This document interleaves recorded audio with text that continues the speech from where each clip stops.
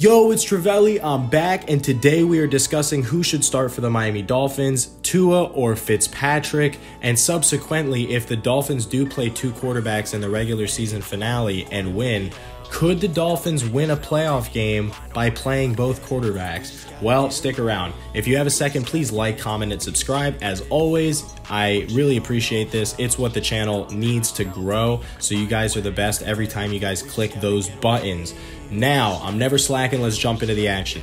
So, Ryan Fitzpatrick on the season, let's just get it out there. He's got 2,091 yards, 13 touchdowns, 8 interceptions on a 77.1 QBR, which honestly is pretty high for the fact that he does have 8 interceptions. Some of those did come in like hero moments down the stretch, so you got to cut him some slack there. Trying to make something happen off the bench when you haven't played all game. You know, you might throw an interception here or there.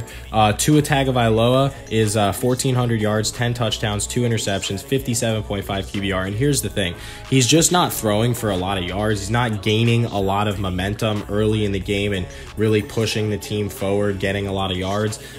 He is really like doing a good job of protecting the football and not turning the ball over, which is awesome. If he could get sacked a little bit less and be a little bit more mobile, I think we would all enjoy that. But he has taken some strides in that category as far as rushing the ball in the last few weeks. So here's what we have to look at. We know that their stats are, you know, if anything, Fitzpatrick is turning the ball over more. We knew that was probably going to be the case. If you look at last year's turnover ratio to this year's, it's a completely different ball game. So Tua is doing a better job protecting the ball, but Fitzpatrick kind of gives you that spark, and we've seen that in multiple games. When he did come off the bench in the Broncos game when Tua was benched, he was able to almost win us the game when we were pretty much dead in the water. And then in the fourth quarter, Fitzpatrick came in and basically threw for more yards than Tua did in the rest of the game combined. So then he earned himself another start versus the Jets due to Tua's injuries.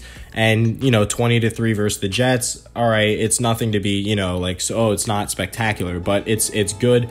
Obviously, Tua comes back. We performed really well versus the Chiefs, not offensively versus the Bengals, but we played really well versus the Chiefs, and we were able to stick around in that game. So I'll give Tua the credit there. Then beating the Patriots was very important. That was also impressive. But then here we go again. Tua benched after, you know, lackluster offensive performance versus the Raiders.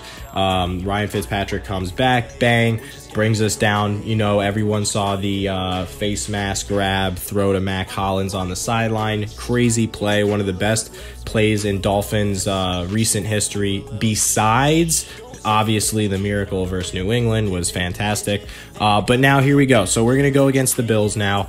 Everything's on the line. Really, you got to win this game, or you need Cleveland to lose and Baltimore as well. So there's, you know, some things that need to happen for the Dolphins, but you just really want to win this game, and you don't want to think about the Browns or the Ravens or anything of that nature.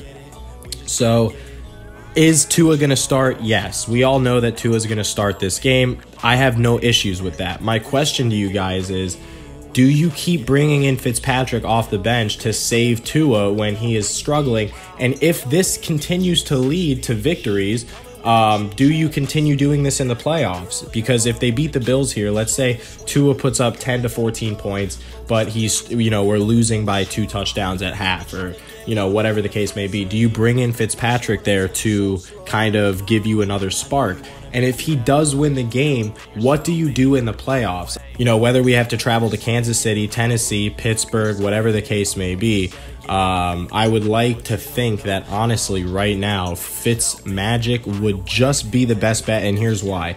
He could throw 3 interceptions or he could throw 3 touchdowns. But if you only need him for 3 games, the percentage chance that he's going to play an awful game in a 3-game stretch is smaller than on a 17-game sample size like a regular season. And I think he does have the FITZMAGIC to where, like, he's not afraid to make crazy throws, and you kind of need that versus Kansas City or Pittsburgh. Whether it's the Bills, whether it's the Steelers, whether it's the Titans, whether it's the Chiefs, I just think that FITZMAGIC actually gives you the better chance to go in there and put up 24 to 30 plus points in order to get a win versus a team like the Chiefs or the Bills or the Steelers or the Titans, etc. So that's pretty much what it comes down to. I think that if Tua is struggling, there's no reason not to pull him if you actually have like playoff implications on the line. I mean, you have one of the best defenses in the league. Myles Gaskin really showed up last week. If he can continue to stay healthy, you have a good running game with Salvon Ahmed 1-2 punch type stuff. So this is what I'm thinking, guys.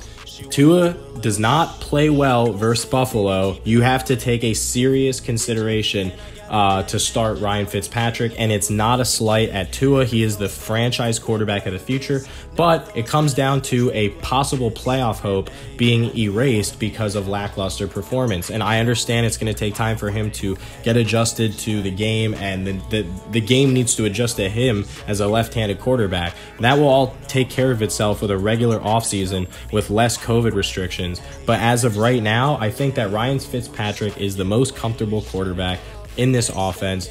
And you know, if he does have a 3-interception game, then you guys can come back to this video and just tell me what a loser I am. Otherwise, peace.